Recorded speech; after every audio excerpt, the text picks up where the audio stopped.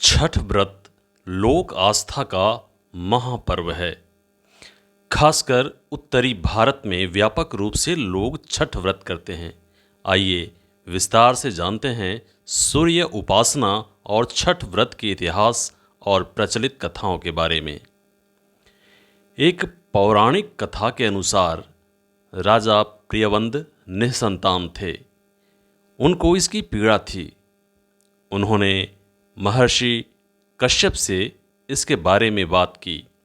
तब महर्षि कश्यप ने संतान प्राप्ति के लिए पुत्रेष्ट यज्ञ कराया। उस दौरान यज्ञ में आहुति के लिए बनाई गई खीर राजा प्रियवंद की पत्नी मालिनी को खाने के लिए दी गई। यज्ञ के खीर के सेवन से रानी मालिनी ने एक पुत्र को जन्म दिया, लेकिन वह मृत पैदा हुआ था। राजा प्रियवंद मृत पुत्र के शव को लेकर श्मशान पहुँचे और पुत्र वियोग में अपना प्राण त्यागने लगे। उसी वक्त ब्रह्मा की मानस पुत्री देवसेना प्रकट हुई। उन्होंने राजा प्रियवंद से कहा, मैं सृष्टि की मूल प्रवृत्ति के छठे अंश से उत्पन्न हुई हूँ, इसलिए मेरा नाम षष्ठी भी है। तुम मेरी पूजा करो और लोगों में इसका प्रचार प्रसार करो।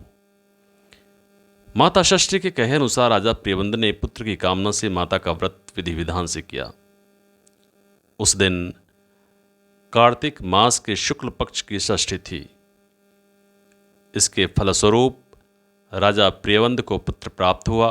इसी तरह पौराणिक कथा के अनुसार लंका के राजा रावण का वध कर अयोध्या आने के बाद भगवान श्री राम और माता सीता ने राम राज्य की स्थापना के लिए कार्तिक मास के शुक्ल पक्ष की षष्ठी को उपवास रखा था और सूर्य देव की पूजा अर्चना की थी।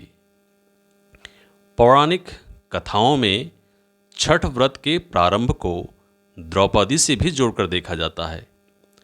द्रौपदी ने 5 पांडवों के बेहतर स्वास्थ्य और सुखी जीवन के लिए छठ व्रत रखा था।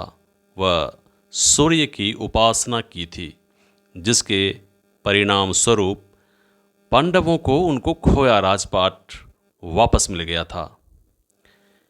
महाभारत के अनुसार दानवीर कर्ण सूर्य के पुत्र थे और प्रतिदिन सूर्य की उपासना करते थे। कथा अनुसार सबसे पहले कर्ण ने ही सूर्य की उपासना शुरू की थी। वह प्रतिदिन स्नान के बाद नदी में जाकर सूर्य को अर्घ्य देते थे।